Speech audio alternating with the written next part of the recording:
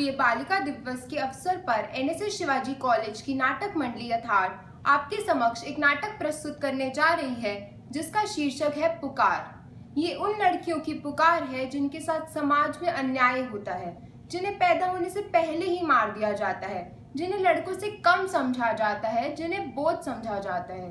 तो आइए देखते हैं ऐसी ही कुछ लड़कियों की कहानी। बधाई हो, बेटी हुई है।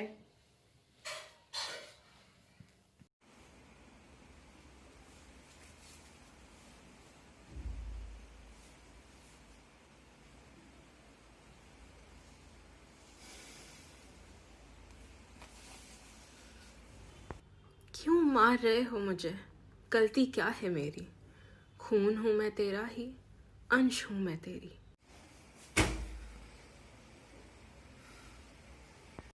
तो देखा आपने, उस बच्ची ने अभी तक अपनी आंखें भी नहीं खोली थी, पर उससे पहले उसके खुद के पिता ने उसकी आंखें हमेशा के लिए बंद कर दी। इस घिनौने अपराध को कन्या भ्रूण हत्या कहा जाता है। इसके अंतर्गत भ्रूण को जान कर सिर्फ इसीलिए ख़त्म कर दिया जाता है क्योंकि जो विकसित हो रहा होता भ्रूण है वो एक कन्या का है। भारतीय परिवार संस्थान के आकलन के अनुसार भारत में प्रतिवर्ष 40 लाख गर्भपात कराए जाते हैं। इसके कुछ प्रमुख कारण दहेज, गरीबी या फिर लड़कियों को हमेशा उपभोक्ता और लड़कों को हमेशा निर्माता मानने की धारणा से है।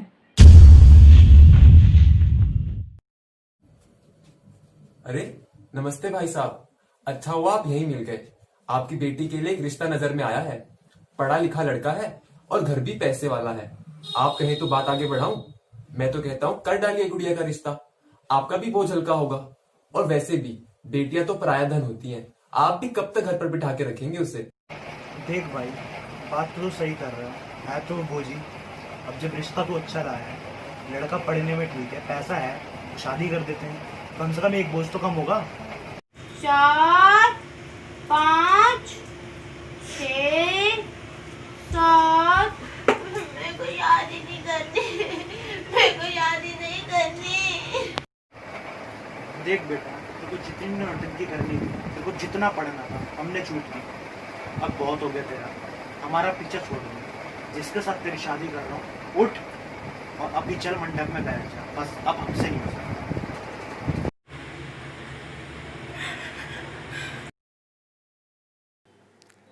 क्यों किताब पढ़ने की उम्र में हाथ पीले करा दिए? क्या पैदा किया था मुझे केवल शादी कराने के लिए? तो देखा दोस्तों आपने किस तरह उस छोटी सी लड़की की पढ़ने लिखने की उम्र में ही शादी कर दी गई। जानते हैं क्यों? क्योंकि आज भी कुछ ऐसे लोग हैं जो ये मानते हैं कि लड़कियों को सिर्फ घर का काम करना चाहिए, लड़कियां पराया धन होती हैं, इसलिए उनकी शिक्षा पर पैसे खर्च करना व्यर्थ माना जाता है। इसलिए कई बार उनका बाल विवाह करा दिया जाता है। किसी भी देश के विकास के लिए लड़का और लड़की दोनों की शिक्षा महत्वपूर्ण है। लड़कियों को शिक्षा के अवसरों से वंचित नहीं किया जाना चाहिए। वो कहते हैं ना, एक शिक्षित महिला पूरे परिवार को और पूरे देश को शिक्षित कर सकती है।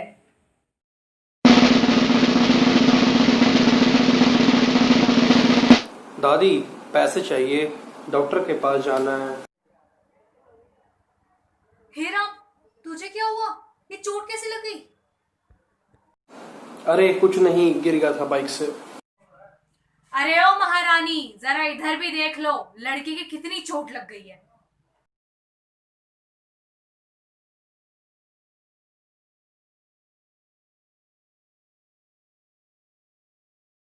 माँ जरा आना, कुछ बात करनी है आपसे।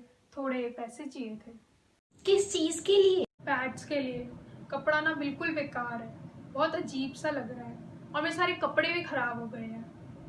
अरे बेशरम, शर्म नहीं आती? एक तो भाई की इतनी चोट लग गई और तुझे अपनी पड़ी है, और भाई के सामने वो ये सब बातें करता है क्या? तेरी माँ ने तुझे कुछ सिखाया नहीं? कुछ नहीं होता, हमने भी अपने जमाने में यही इस्तेमाल करा था। और कपड़े में खराबी क्या है? साफ सुथरा कपड़ा है और इसी बहाने पुराने कपड़े भी इस्तेमाल हो जाते हैं। कुछ नहीं है, जाके काम कर। और तू अभी तक यहाँ है?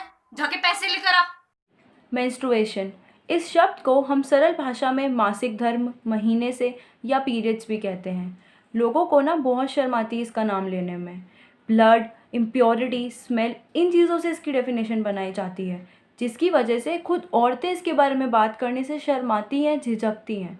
फिर जब बात आती है सैनिटरी नैपकिन यूज़ करने की, तो कहते हैं कि अरे इतनी महंगी चीज़ इस्तेमाल करोगे, चुपचाप कपड़ा लगाओ। हम भी तो लगाते थे, पर ये नहीं जानते कि कपड़े से कितनी परेशानियाँ, कितनी दिक्कत होती है लड़कियों को, कितनी बीमारियाँ फैलती हैं कपड़े से। विश्व स्तर पर करीब 1.2 अरब महिलाओं को बुनियादी स्वच्छता भी नहीं मिलती।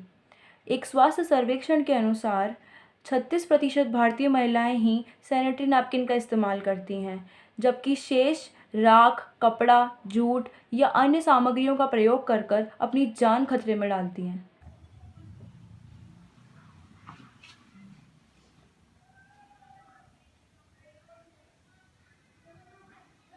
आखिर ये भेदभाव है कैसा? एक ही घर में ना मिल सका भाई बहन को एक सा दर्जा। एक तुम्हारा लाडला है, दूसरी सर पर बोझ।